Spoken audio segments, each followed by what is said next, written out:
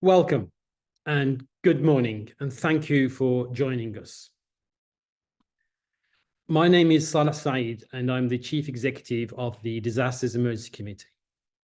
In times of large-scale humanitarian crises and emergencies, the DEC brings together the 15 UK leading aid agencies to respond to people in desperate need. Tragically, now is one of those times. Over the past year, conflict in the Middle East has devastated lives across the region, and millions have fled their homes in search of safety.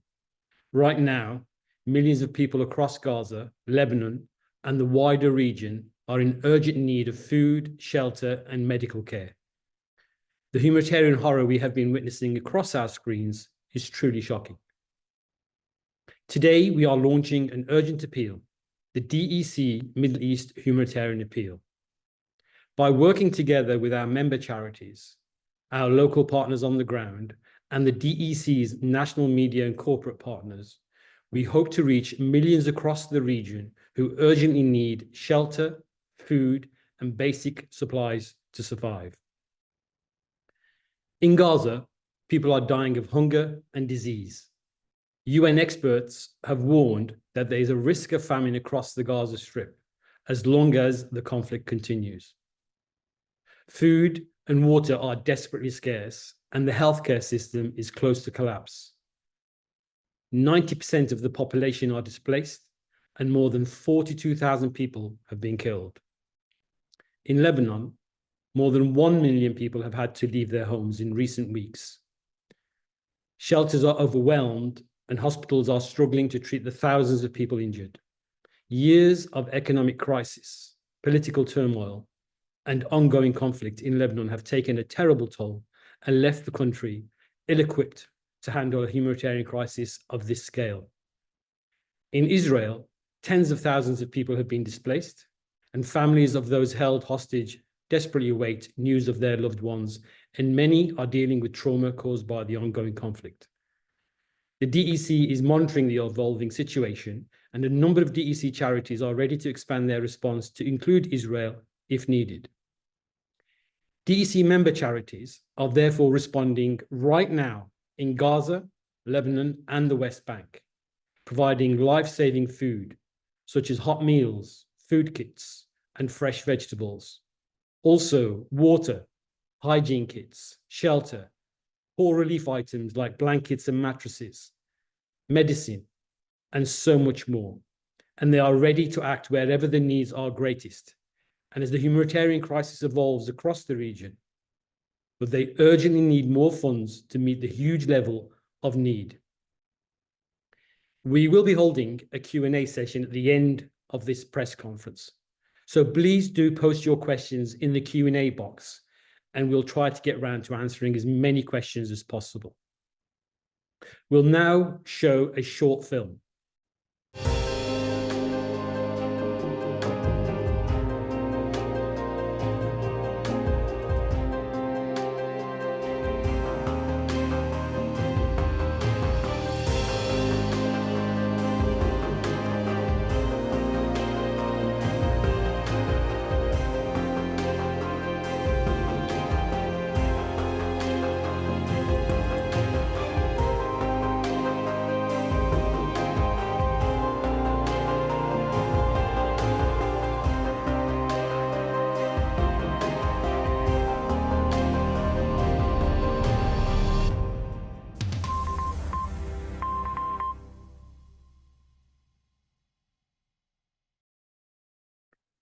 Today, we have aid workers speaking to us directly from the West Bank and Lebanon, and one aid worker who is on leave this week from Gaza and back here in the UK to give us an account of the desperate situation on the ground, and also to provide an insight into how they are reaching the most vulnerable with vital aid and the challenges they face.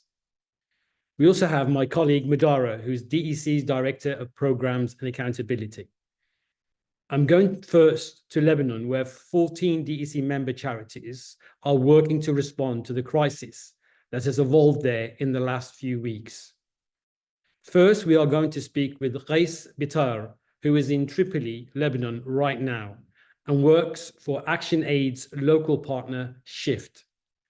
Reis is working with his team, managing shelters and supporting displaced people in private homes to respond to the many vulnerable people who had to flee. Welcome, Reis, and thank you so much for joining us. I know how incredibly busy this period is for you. Reis, maybe you can just start by telling us what you have seen in the last 3 weeks and what the situation is right now. Good morning, everyone. I am Reis Bitar, the Executive Director at Shift Social Innovation Hub, which is the local partner or local actor of ActionAid in Lebanon. We are here today to address an urgent humanitarian crisis that is profoundly impacting our country. Lebanon is now confronting a situation that exceeds sectarian, regional, and social boundaries. Thousands of individuals have been displaced. Their lives have been disrupted and their homes lost due to the ongoing conflict and destruction. The scale of this crisis calls for immediate attention and coordinated action. This emergency is about real people. It's about families torn apart, children who have lost their childhoods, elderly who need care and protection, and entire communities left without the means to survive.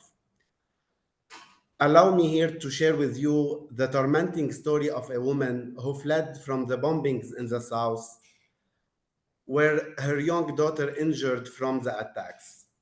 In the chaos of their escape to the north, the woman lost her daughter along the way. This woman had to stop by the side of the road, heartbroken and helpless, to bury her child before continuing her journey, which left her traumatized in so many ways. This is the story of countless others who have lost their homes, their loved ones, their livelihoods. Many people were forced to leave everything behind, fleeing with only the clothes on their backs, not even time to grab their identification papers or vital belongings. They now face an uncertain future, their families fragmented and their dignity stripped away by circumstances beyond their control. The need for support is overwhelming, and that is why we are here today. Shift, my organization, is on the ground since the beginning of this emergency, doing everything in our power to support these displaced families, with the support of our international partners. The current situation within these shelters is increasingly untenable. Overcrowding has become pervasive, with families residing in extremely confined spaces. Schools and abandoned buildings, originally not intended for long-term habitation, are now over capacity, resulting in unsanitary conditions and inadequate toilet and sanitation facilities. These conditions severely undermine the dignity of those living there, particularly for women and girls who face heightened risks in such precarious environments. We've managed several shelters, providing assistance not only in collective housing, but also to families living in individual homes. We are addressing the critical gaps in shelter, food, hygiene, wash, and basic needs, but the scale of the crisis is growing beyond what we can handle alone. With the onset of winter, our concerns intensify, especially regarding the vulnerability of women and girls. Current shelter conditions not only expose them to increased risks of exploitation and abuse, but also fail to provide sufficient protection against the harsh winter climate. These shelters are ill-equipped to endure cold, leaving families in urgent need of additional blankets, heaters, and other winterization need.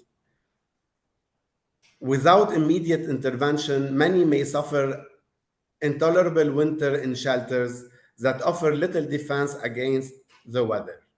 These people are in pressing need for help, and to be able to do that, We need the resources to provide food, water, medical care, and psychological support to those who have lost everything.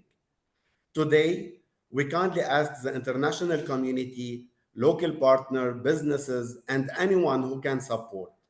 Lebanon is in its time of need. This is a moment when all regions, all communities must stand united. This is about our shared humanity, about standing together as one people. Lebanon's strength lies in its resilience, but right now, we need support to rise again. Thank you.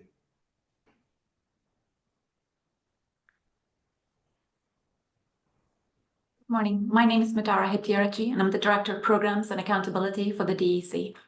Over the last year, we have been closely monitoring the evolving situation across the whole region with our member charities. In Gaza, we've been documenting the incredible work they have been doing to deliver aid in the most difficult circumstances. Operating in Gaza and the surrounding area comes with risks and challenges, such as fuel shortages, limited storage capacity, fluctuating changes in aid access, and the availability of physical cash.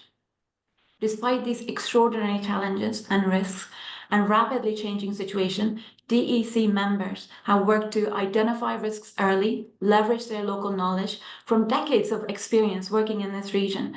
They've coordinated with UN agencies and local partners and have been adapting their strategies to navigate these challenges. Now, 14 DECCharities are responding in Gaza, with 8 in the West Bank. And over the last year, they have been surging their humanitarian responses. DECCcharities have demonstrated their ability to deliver life-saving, life-sustaining aid in Gaza. In Gaza and in West Bank, our members are providing vulnerable individuals and families with food. What that looks like is ready-to-eat hot meals, fresh vegetables, high nutritious food bars for pregnant mothers and infants. They provided safe drinking water and sanitation, but they've used water trucks, they've distributed hygiene kits, provided latrines and hand washing stations. They've provided emergency medical care, supporting clinics, hospitals by delivering supplies, as well as setting up mobile clinics and field hospitals. They've offered mental health support to people. Just given the chaotic environment, people are deeply distressed. That mental health, psychosocial support has been a lifeline. And giving cash is plays a huge role in survival, helping people meet their own immediate needs, and ensures that while the market and food prices are surging, it's becoming unaffordable for them. These families that are in catastrophic situations have cash in hand to meet their needs. DECCcharities over the year has been preparing, they've been scenario planning to expand their assistance in the wider region in anticipation of escalation, such as what we're seeing in Lebanon right now. The scale of need in Gaza, West Bank, and Lebanon is overwhelming, and funds are now running out. With DEC member charities able to demonstrate their ability to respond effectively in Gaza and in the West Bank and escalating needs in Lebanon, we are confident that DEC criteria has now been met to launch a national appeal. I'd now like to introduce Rachel Cummings, Humanitarian Director Gaza, for Save the Children, who is on leave right now from Gaza, where she's been working since February. Thank you, Rachel, for everything that you do, and thank you so much for joining us today. Rachel, maybe I can hand over to you and you can start telling us what the situation is for children in Gaza right now. Madara, thank you very much. Good morning, good afternoon, everybody. The situation for children in Gaza is dire. After 1 year of conflict and constant bombardment, multiple displacements, children are living in constant fear. Over 41,000 people have been killed in Gaza since last October, 14,000 of those being children. It is clear that there is nowhere safe in Gaza and nowhere safe for children in Gaza. We're deeply concerned about the health and mental health situation for children. You know, the numbers are staggering. There's over 20,000 estimated children that have become unaccompanied or separated or missing in the last 12 months. And those missing are presumed dead and under the rubble in Gaza. So what has Save the Children been able to do in the last year? We've been working in Gaza for decades. And at the start of the conflict, Save the Children, along with our partners, were able to provide hygiene kits, food, shelter kits, winterization kits, bedding kits, the basic necessities, life-saving interventions. But as time has gone on, we've been able to provide sort of wraparound services to children and their families, including running health facilities, nutrition points in the communities. We're deeply concerned about mental health, as was mentioned. This is a mental health crisis for children, with over 1 million children in Gaza, the whole of the child population of Gaza needing mental health support, with the constant bombardment and constant fear that children are living in. We're deeply concerned about the immediate and the longer term impacts of that on children's mental health. So we are providing child protection services with some learning opportunities, which is really around giving children a relatively safe and secure environment for them to be children, and for us to identify those children that are most at risk, most vulnerable. And we have caseworkers who are able to work with children to try and alleviate some of their suffering. But as you said, the situation is absolutely dire and very, very difficult. We're also deeply concerned about the winter that is coming and the rains that will come. And this is a public health crisis, with children having not enough food, so therefore having children who are malnourished, who get sick with either diarrhea or acute respiratory infections, can become sick very, very quickly. And unfortunately, they can die very, very quickly. So we're deeply concerned about the public health crisis that's unfolding in Gaza. And I just wanted to share one story of a child that has stayed with me. In May, when we had to relocate following evacuation orders from Rafah, we were leaving Rafah along with hundreds of thousands of other people, and our car was driving so slowly we were able to drive alongside a child who was alone and on the side of the road. And she'd been tasked with carrying water. So she'd gone to collect water, and she had 3 large bottles of water, and she devised a system to carry 2 bottles and then go back and collect the 3rd bottle, because she was unable to carry them at the same time. But she did this with such determination, and she was absolutely focused. And what struck me was this determination, but also the vulnerability of this little girl in amongst the absolute chaos that is Gaza, and the absolute chaos that was that relocation and evacuation. And children are living through this chaos daily, and we're deeply concerned about the impacts that this has on them. So the DEC appeal is extremely important to save the children and our partners. It will allow us to continue the work that we're doing, which is life-saving, and also expand the work that we're doing to support children in this absolutely desperate situation. Thank you. Thank you, Rachel, and many thanks to you and your colleagues and all the other aid workers working in Gaza under what we know to be very, very challenging conditions. I'm sure we'll get to hear more about that later in the Q&A. Just a reminder to our audience, please do post your questions on the Q&A, and we will get around to doing those a bit later on. I'll now switch to the West Bank and introduce Nibal Faras, who's the spokesperson for the Palestine Red Crescent, as I said, speaking to us from the West Bank. Nibal, I know that the Palestinian Red Crescent has been doing some extraordinary work to respond to people suffering with injuries and illness in Gaza, but can you just tell us some more about the healthcare and emergency response work that you are doing?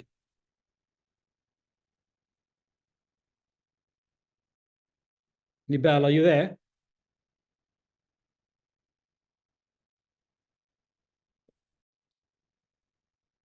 We might have lost Nibal. We're just checking. Good morning. Can you hear me? We can hear you now. Thank you, Nibal. Did you hear my question, Nibal? Yes, I did. Carry on. The Palestine Red Crescent is providing various humanitarian services in the occupied Palestinian territory, including the Gaza Strip.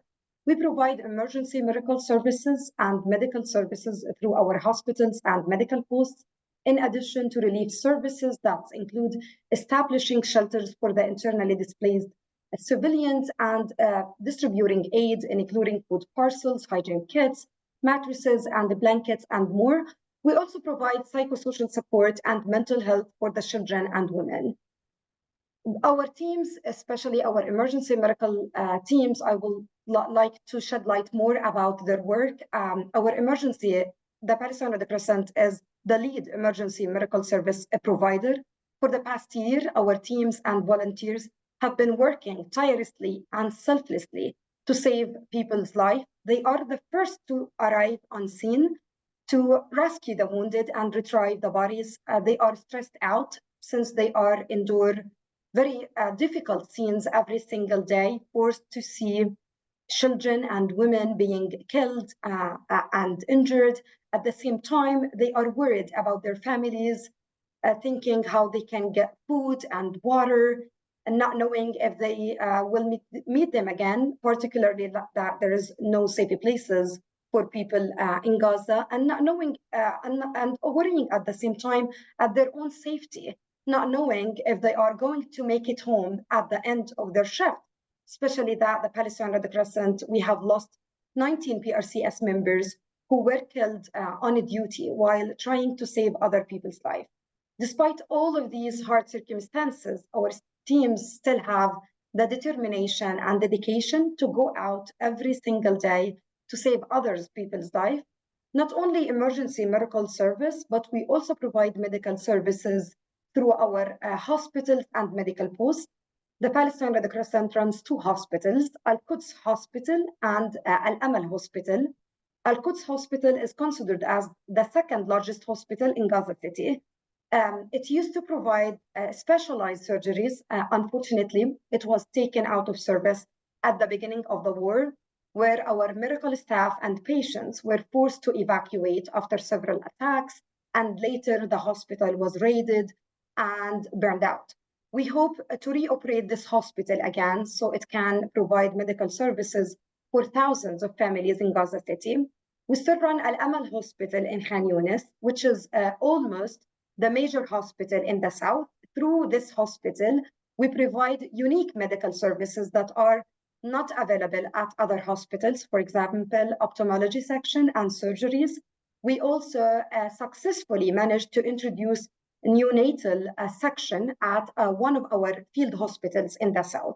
Because of the almost collapsing healthcare system, barely wounded can receive life-saving services at the hospitals. So gladly, at the PRCS, we focus on providing medical services for the patients, including pregnant women, children, and people with chronic diseases. We managed to establish 2 field hospitals in the south. As you know, thousands of families fled to south, and there is lack of medical services there. We also managed to establish 27 medical posts across the Gaza Strip. These medical posts are located in areas that shelters thousands of internally displaced civilians who are lacking access to medical care. So this way, we facilitate them access to various healthcare, including vaccination, primary healthcare services. Any donation for the Palestine Red Crescent will absolutely make a difference in the lives of civilians in Gaza. Please donate to support the Palestine Red Crescent interventions. Your donation can save lives. I call you now to watch with me one of the short videos about a family of emergency medical technicians at the Palestine Red Crescent. These families, the dad and the mom and the son as well, all of them serve as EMTs at the Palestine Red Crescent. This can or might give us a hint of how it would be the life of medics in the Gaza Strip.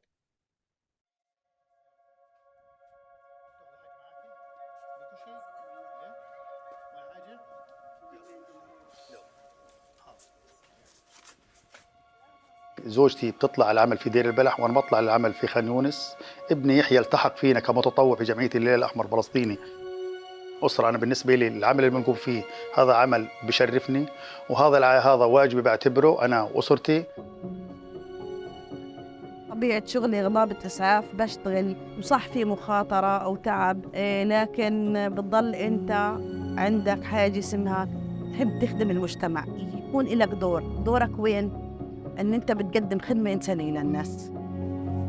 أحيانا أنا بكون مروحة بزين. بشوف تعليقات من الناس: يعطيكم العافية، أنتم أحسن ناس، حياك الله، أنتم بتخدمونا بعينيكم بأرواحكم على كفكم.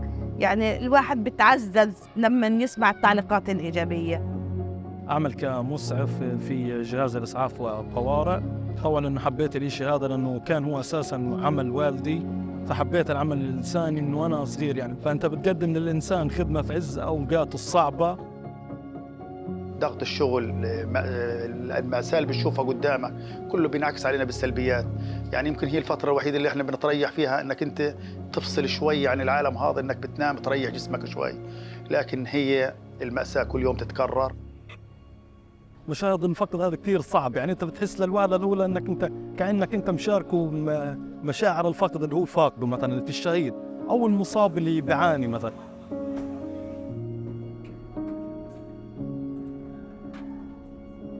أوجه أول رسالة لأولادي إنه أبوكو اشتغل في العمل الإنساني بإرادته، بآمن بقدره. لو صار لأبوكو شيء ارفعوا رؤوسكم إن أبوكو ضحية العمل الإنساني.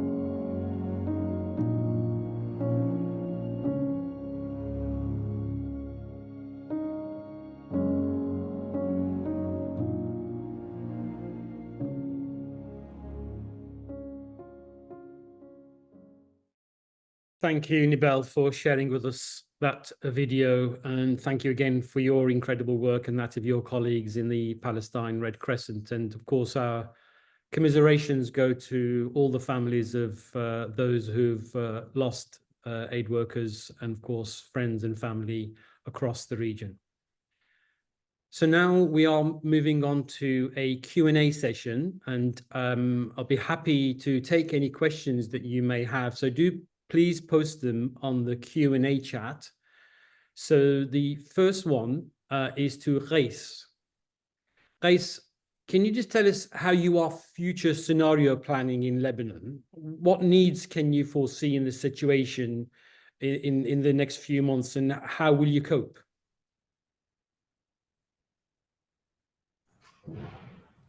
Yes, Saleh. As mentioned before, in addition to the basic needs and the food and hygiene needs, we also need to plan how to cope with the current situation, especially when we talk about issues in education, in psychosocial support and protection. So, of course, there is a big need regarding the continuous support in food assistance, in hygiene, and providing hygiene kits and winterization, of course. But also, we are starting to plan how we will be dealing with the education gaps and protection needs. Thank you, Reis. That's really, really helpful to know. Rachel, a question for you. You mentioned the trauma that children are experiencing. Can you just tell us more about the mental health support work that Save the Children is doing and how children are responding to that? Absolutely, thank you. Yeah, so as I said, Save the Children are running child-friendly spaces, we call them, and temporary learning spaces, which is a physical location for children to come together. And we have qualified caseworkers who are working with children. So children receive recreational activities. They're allowed to be children in these spaces. And during that time, we are identifying the most vulnerable children. And then they have individual or group sessions with our caseworkers. But of course, the situation is desperate for them and their families. So we're working with their families and with communities to try and provide them with some coping mechanisms, some coping strategies for this desperate situation. Thanks. Thank you. I'm going to now move to Nibel in the West Bank. Nibel, you mentioned about the medical work and the medical supplies. Can you tell us more about what supplies you need and how you go about delivering those? As you know, the healthcare system in Gaza is literally almost collapsing, and all of the medical providers are lacking truly everything. We lack medications, we lack medical equipment, in addition to fuel, which is urgently needed for the power generators. So a lot of medications are missing. For example, painkillers, antibiotics, and more. We need support on all of these necessary medications, medical equipment, in addition to the fuel as well, so we can continue providing our healthcare services across the Gaza Strip and even in the West Bank as well. Thank you, Nibal. And how do you perceive that this DEC appeal will help you with your work? Any donation can make a difference. Of course, donations can support the work of the Palestine Red Crescent is doing. We will continue to do our work and to save more people. As you know, we have never stopped, despite all of these difficult circumstances and despite even the lack of equipment and supplies. We always work to find ways so we can continue providing our life-saving services. At Al Amal Hospital, the situation was catastrophic. Like, it was literally damaged. Then we managed to reoperate the hospital again, and we worked to expand more our work, establishing more medical points to reach more and thousands of internally displaced families who are in urgent need for our medical services. As I said, being in Gaza means the very basic. People are not having access to it. When I talk and say hospitals, they barely partially functional. So now almost 16 out of 36 Gaza hospitals, these hospitals are partially functional. They barely can save the lives of the wounded. That means almost thousands of pregnant women, in addition to people with chronic diseases, children, are not having the right and the proper health care they deserve and need, taking into consideration that now also we're witnessing a lot of people getting infectious diseases because of the overcrowding and the lack of hygiene. So it is very necessary to provide healthcare services for the civilians in Gaza. And this is the work we do at the Palestine Red Crescent through our hospitals and medical posts. Thank you, Nibal. That's really, really helpful to hear. I have a question here from Caroline Hawley, and the question is to Rachel. How the children who have lost both parents are being cared for and by who? Yeah, it's a great question, and obviously it's a very complex environment, and children who've lost one or both parents have become separated from their families are very vulnerable, most vulnerable in that setting. So in Gaza, as in many communities around the world, it is often the communities themselves that will support children in these situations. So we refer to it as kinship care, where extended families take in, if you like, children to care for them. But often those children are obviously very vulnerable, even within those kinship settings and those family settings. So the children works with that child and that family to try and provide them with psychosocial support, but also material support. Taking in an extra child in that context is very, very difficult for families. So we provide additional material support like food kits or winter kits or hygiene kits. And of course, multi-purpose cash assistance is also vital to allow the families to meet the needs of that additional child within that family setting. Thank you, Rachel. That's really, really helpful to hear. There's one more question from Anka Vionia. How much funding would need to be raised to meet the current need? Has DEC set a fundraising target? I think I can take that one. We do not set fundraising targets. Obviously, whatever people can give, no matter how small or how large, will go a long way to making a huge difference on the ground. The need across the region, Gaza, West Bank, Lebanon, and elsewhere, is of course huge. You know that, and we've been seeing that unfold over our screens for 1 year. We welcome all donations, and we would urge people to contribute as much as they can. Every single pound, penny will make a huge difference. So we would ask you, please, to try to do that. Okay, any further questions? No. Okay, so thank you to all our speakers, to Reis, to Madara, Nibal, to Rachel. Really, really appreciate you taking the time to speak to us today. I appreciate how busy you all are. So once again, thank you. As we know from our screens and have heard today, this is a humanitarian catastrophe. Millions are now displaced and hungry, in need of lifeline support, and in the midst of this chaos. This scale of the need is huge. For people of Lebanon, the immediate focus is to provide temporary shelter and blankets to people who have lost their homes, clean water and sanitation to prevent the spread of waterborne diseases, food and medical assistance. And in Gaza, this national appeal is now vital to help save lives from hunger and disease. DEC charities are doing all they can, but donations from the British public will make a huge difference in enabling them to reach even more people. We're urging everyone to give whatever they can. For example, £10 could provide blankets for 2 people. £50 could provide emergency food for 5 families for 1 week. And £100 could provide emergency shelter for 5 families. DEC appeals will be broadcast on BBC, ITV, Channel 4, Channel 5 and Sky today, following the evening news on each channel. We are very grateful for the media in helping us get this message out and for the support with this appeal.